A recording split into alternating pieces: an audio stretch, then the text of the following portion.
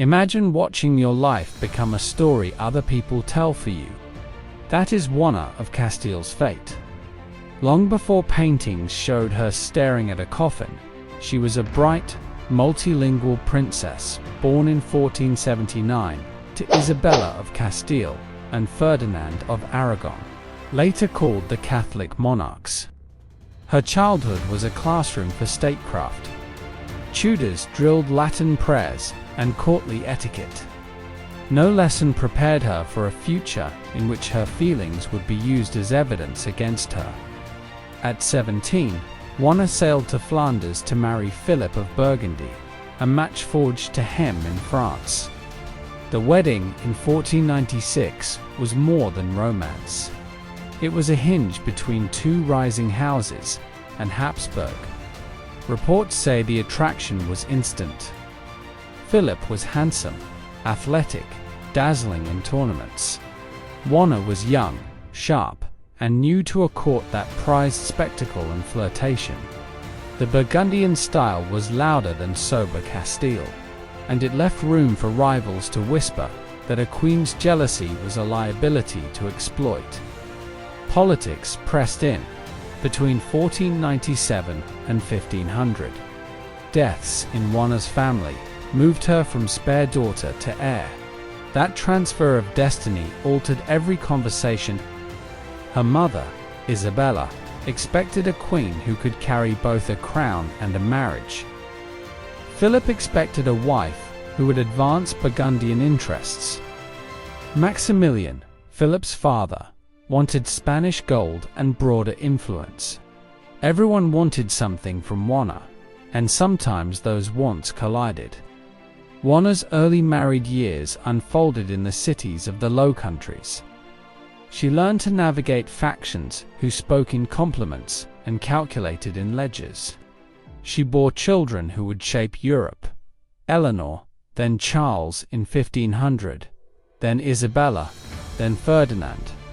Each birth raised her value in the eyes of allies who measured queens by heirs.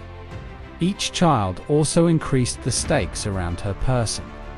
Historians who pry beneath the legend do not find a cardboard madwoman.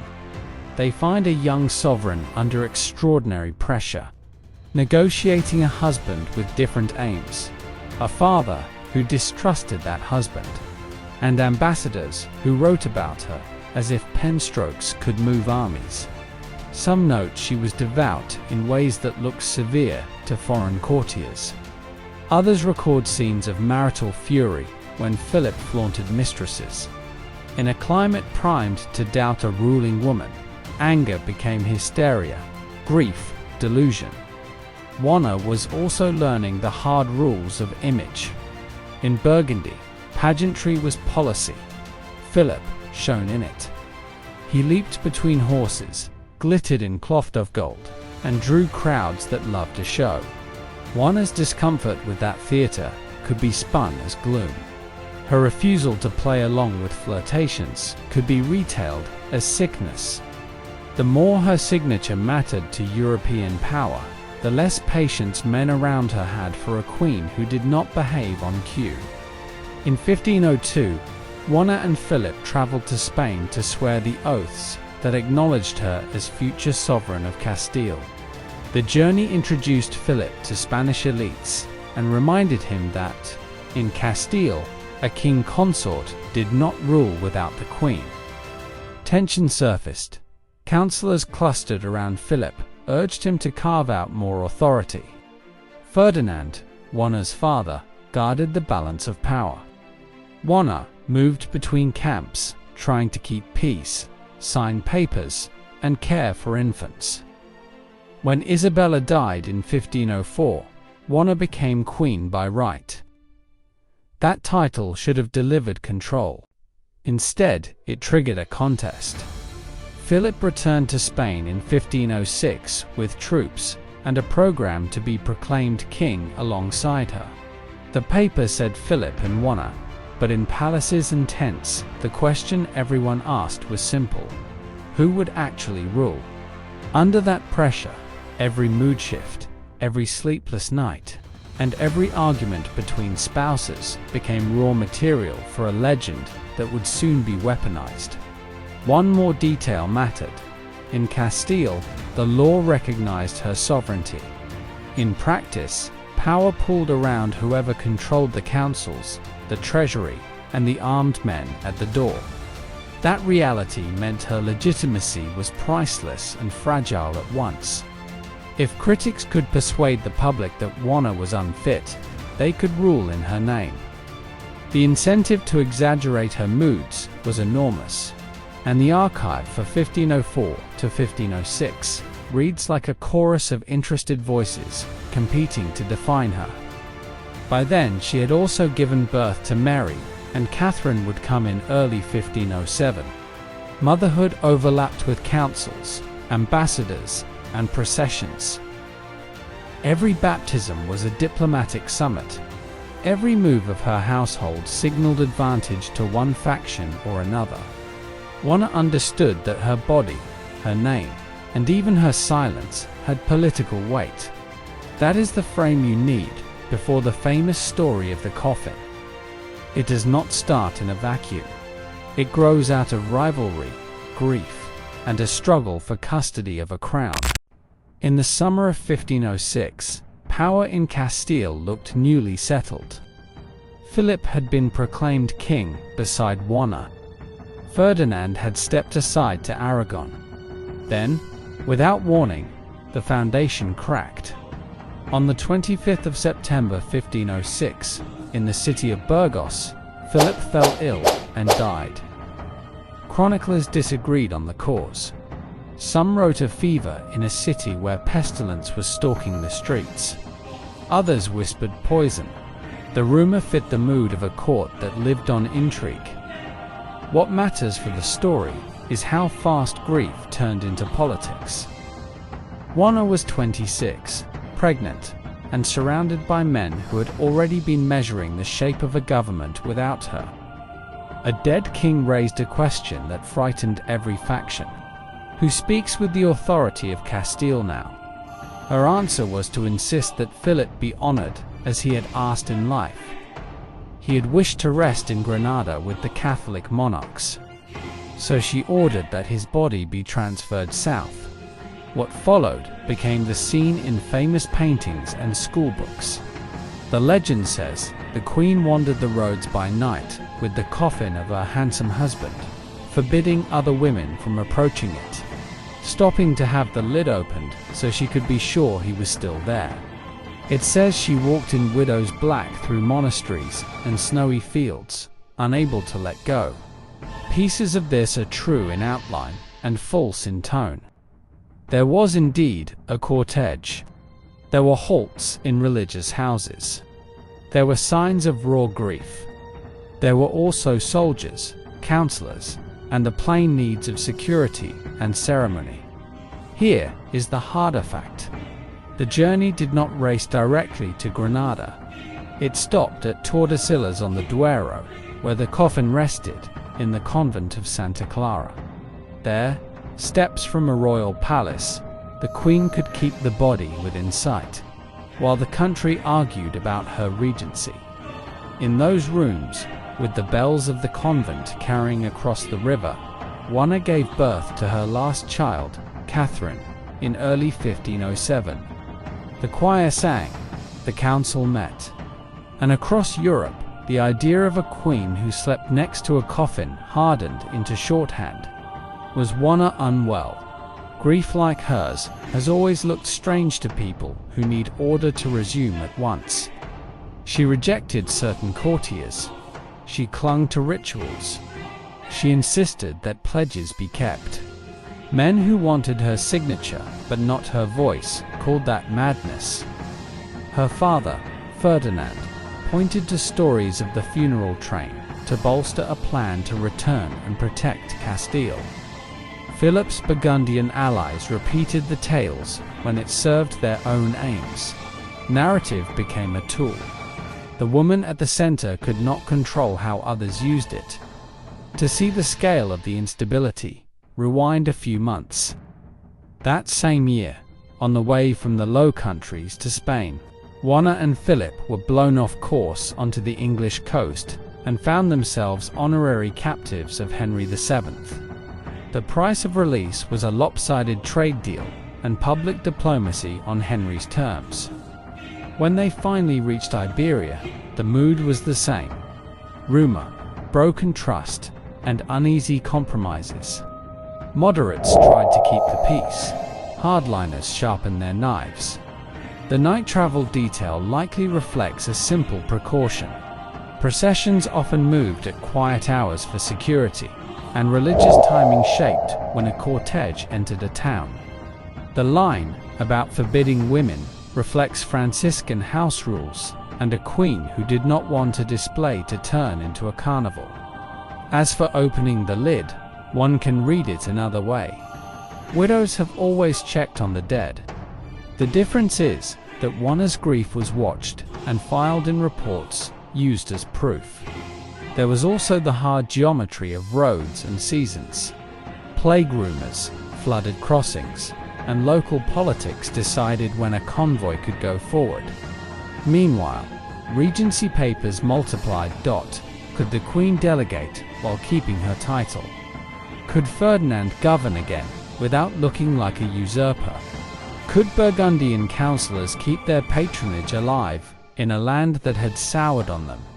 Every delay turned personal sorrow into political theatre. By the winter after Philip's death, gossip had hardened into a certificate that other people wrote for Juana. They diagnosed without examining. They prescribed seclusion as a cure for trouble. And their solution happened to restore the status of men who were far more experienced at ruling than at mourning. The funeral cart at Santa Clara did not move for years. It was not fear of the night that held it there. It was the standstill between men who wanted custody of a queen, who was also the key to two crowns. From Burgos to Tordesillas, a need to fulfill a burial wish had become a stage on which others proved their authority. If you think of this period only as a love story that went wrong, you miss how a country learned to live with a monarch who was a mother, a widow, and a legal sovereign whose power others learned to use without setting her free. In February 1509, Ferdinand returned to Castile and made the choice that would define Juana's life. He removed his daughter from the bustle of court and installed her at Tordesillas, a fortress palace that looks across the Duero to the convent of Santa Clara. Officially, the move was care and prudence. In practice, it locked the queen inside a narrow circumference of gates, windows, and chapel doors, while others governed in her name. Philip's coffin stayed nearby in the convent.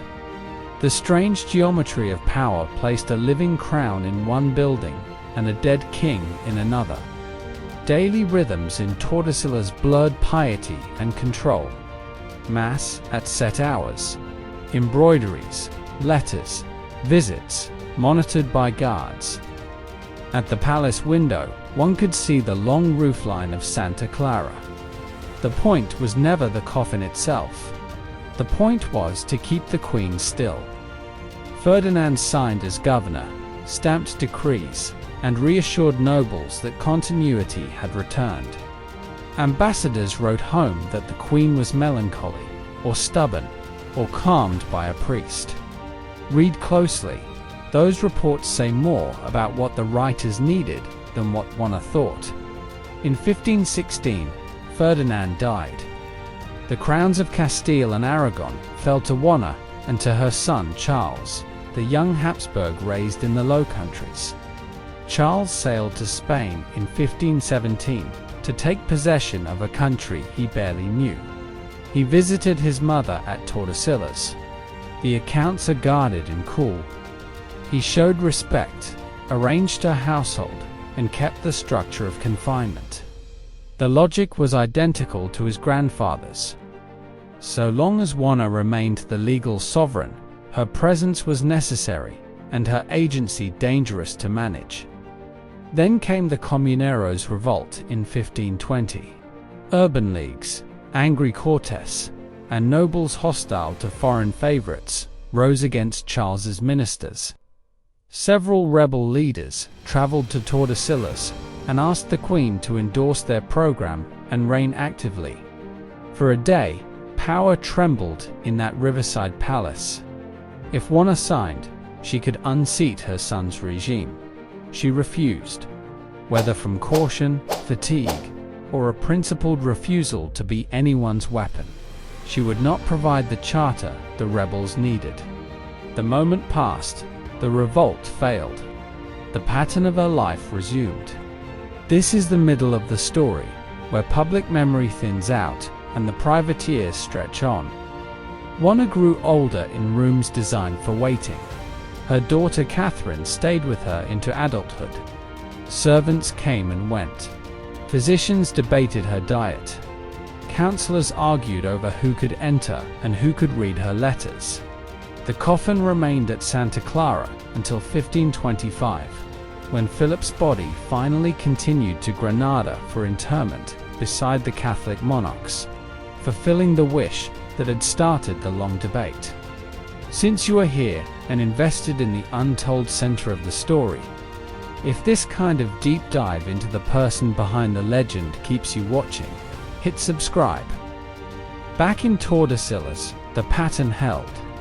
Charles matured into an emperor with wars on many fronts, from the Low Countries to Italy. Spain became the platform for a world monarchy. Yet the woman whose claim made that possible spent years at prayer, sometimes ill, sometimes quiet, often described by others rather than heard in her own words. A handful of letters and household accounts show she followed news, asked after her children, and insisted on small dignities. She was not a ghost. She was a queen inside a system designed to mute her. Modern historians who read beyond the gossip find patterns that look less like insanity and more like governance by proxy. Bethany Aram and others point out that Juana used devotional routines to hold lines she cared about, especially the succession of her son and the protection of her daughters. The image of a woman broken by jealousy served the purposes of men who needed clear authority. The reality in the ledgers is that payments were authorized in her name, audiences scheduled around her health, and the machinery of rule balanced appearance against law. There were flashes when the mask slipped. A visitor might report a sharp reply. A confessor might note that she refused a demand that felt like a trap. On feast days, she could insist on ceremony, reminding everyone that a crown does not evaporate because ministers prefer it that way. None of that proves serenity. It does prove that the figure behind the label La Loca understood both the stage she stood on and the limits it imposed. The transfer of Philip's remains in 1525 closed one visible chapter. His coffin went south for the Royal Chapel of Granada, a new pantheon for a united monarchy. Juana did not go. The cortege that had once defined her public image left her behind in a palace whose windows looked out on a river, fields, and church spires.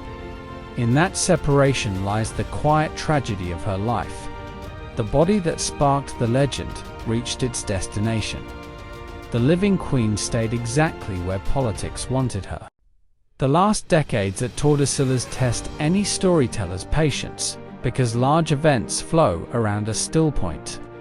Charles became king of a composite monarchy, and then Holy Roman Emperor. He faced wars against France, the Ottomans, and Protestant princes. Silver began to cross the Atlantic.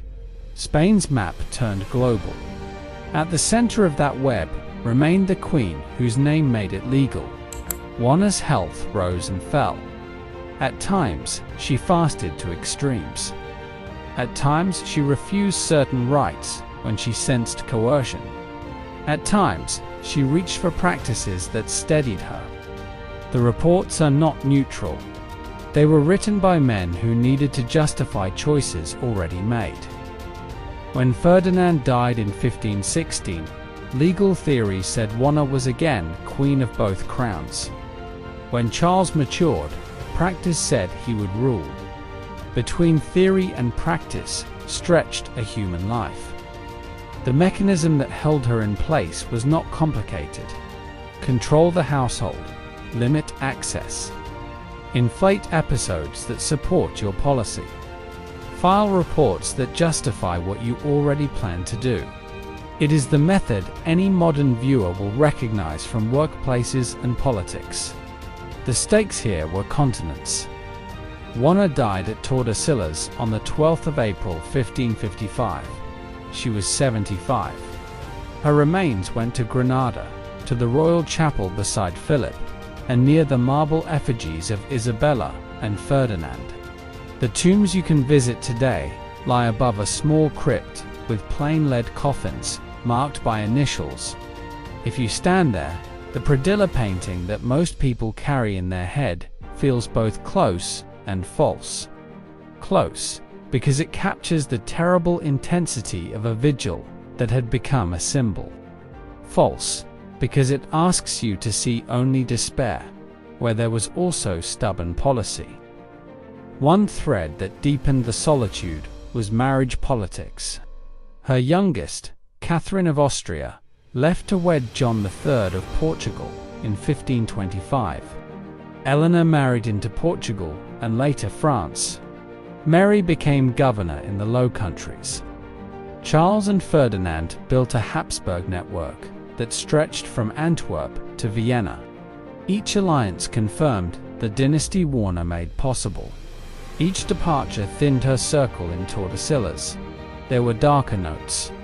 Inventories speak of worn clothing and cold rooms. Visitors describe withdrawal followed by flashes of resolve. Orders restricted music that upset her. Guards changed to keep factions out. Spiritual counsel loomed large, sometimes solace, sometimes discipline. Through it all, the legal formula never changed. In documents, she remained queen. Government orders ran in her name or alongside her son's, even when the reality was that councils elsewhere made the decisions. After her death, the monarchy staged unity in stone. The Royal Chapel of Granada was built as a dynastic statement beside the cathedral. Marble tombs of Isabella and Ferdinand stand near those of Philip and Juana. Underneath, in a plain crypt, their lead coffins rest, identified by initials. For visitors, the room is small and quiet. For the story, it is a final answer to the question that drove a lifetime: who holds the crown? Culture kept returning to the vigil. Painters in the 19th century turned Juana into a romantic icon. The most famous canvas shows her in a bleak landscape beside the casket. Courtiers huddled in shawls, a queen rigid and unblinking. The picture is striking and misleading. It compresses years into an afternoon and turns a political stalemate into a diagnosis. The image persists because it is clean. The archive is messier. It shows a sovereign who was inconvenient to nearly everyone in power and was treated accordingly. So what was real? A young woman who loved a husband with charm and flaws. A legal sovereign used as a signature by father and son. A mother who said no to revolt when it would burn her country. A widow who refused to let courtiers turn a burial wish into the end of a dynasty. A queen who spent decades in a building designed to be safe and to be a cage. Here's where it gets strange. If you step back, move one detail, and the reputation flips. If a king had lingered near his wife's bier to enforce a dynastic will, we might call it piety and constancy. If a queen does it, the word becomes madness. That double standard is not the whole story, but it is part of why Juana is still argued over. Modern scholars read the same documents and see what the propaganda of the time could not admit. Grief and policy lived in the same body. The lesson for us now is simple. Narratives about women in power are rarely neutral. They are tools. 500 years later, you can feel that in the way La Loca travels through textbooks and memes. The better story begins with her real name, Juana, and with the choices she made inside tight constraints. It ends not at a coffin on a road, but under stone in Granada, where the four figures who shaped Spain's age of power lie together, their effigies lifted high, and their plain coffins hidden from the public eye.